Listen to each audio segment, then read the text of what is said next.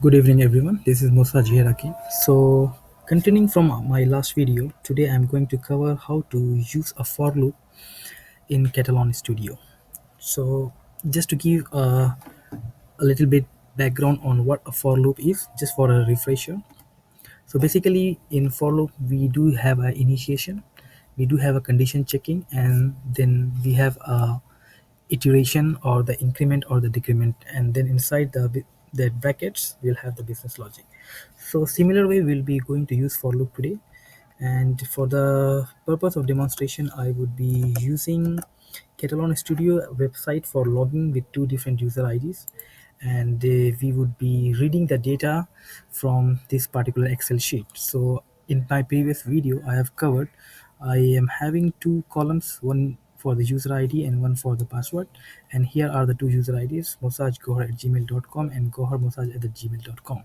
And here I do have my password. For my protection purpose, for security reasons, I have painted it white. So these are the two data that I'm going to read today for logging into Katalon website. So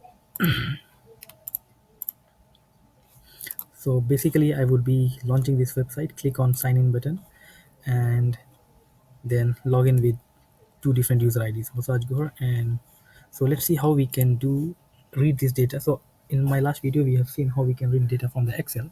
Today I will be showing you how we can read the data from the Excel and read it in a for loop so that both the data are read at one time. So it's the same script that I have been using. So basically, if you let me explain you the script. It will open the browser, maximize it, navigate to the Katalon website, and then it will click on the sign in and enter the user ID and the password, log in, and then log out. So basically, my iteration should be I don't want to relaunch my browser or navigate to the URL. After my first ID has been read from the Excel sheet, I will log out and then directly go to again click on the sign in page and then use the second ID to log in.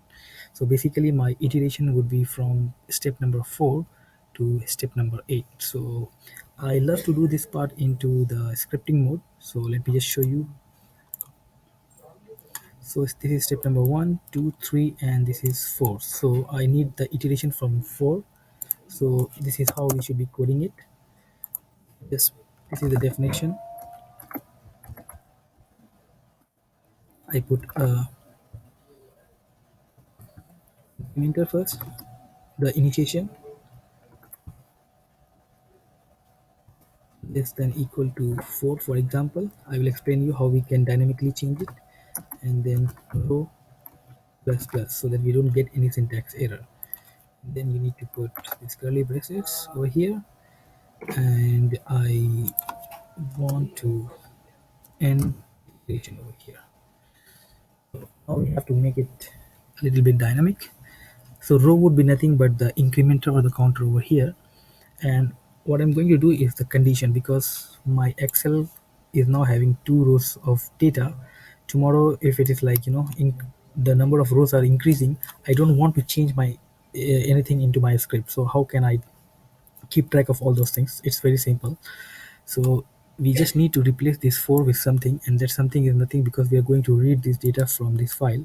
So you first get this thing, see, place it over here, and now the condition is Katalon should be reading my data from this Excel sheet no matter how many rows we have. So we need to get a condition like get row number. So you can just keep on changing your data in the Excel, and you don't have to change anything inside your script. So get row numbers. Okay, and then here you need to change a little bit. This would now, this one was the manual thing, now you need to change it to the column name. So this is for my user ID and this is for my password.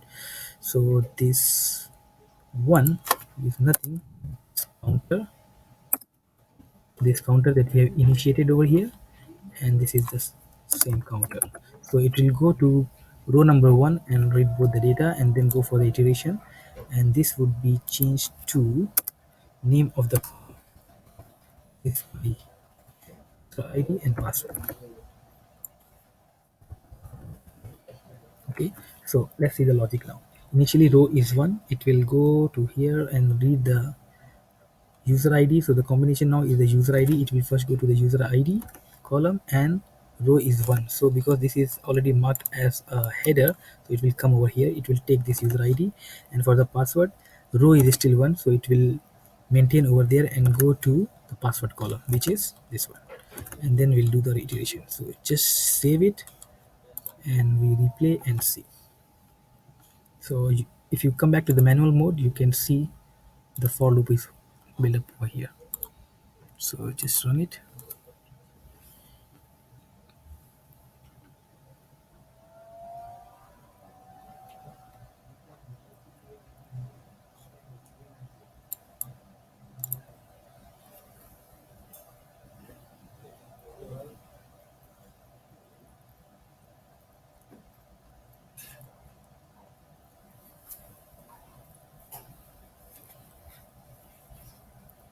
So just watch the user ID. The first set of user ID is massagegor at gmail.com. You can see it over here. Massagegor at gmail.com. Log in with the password, sign in, and sign out. And then read the second set of data from the Excel. So that should be, again click on sign in and type goharmassage at gmail.com. So this is the second ID. Then click on sign in, sign out, and then finally close the browser. Thank you for watching.